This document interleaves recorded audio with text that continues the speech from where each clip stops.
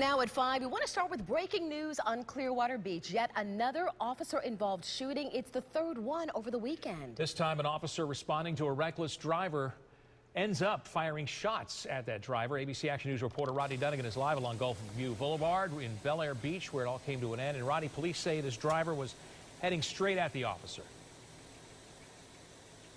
Dan, investigators say this officer was in fear for his life and fear for his safety, and that's why he fired those shots. Now, this actually has a couple of scenes here.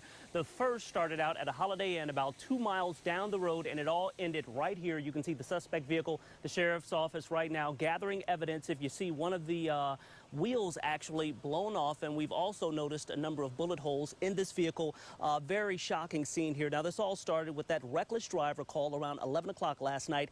An officer responding to the scene noticed that the vehicle pulled into the parking lot of the Shepherd's Resort and attempted to make contact with that driver. Now, the driver then sped off into the parking lot of a neighboring Holiday Inn. Now, at some point, that vehicle drove over some bushes and a curb and directly toward that officer.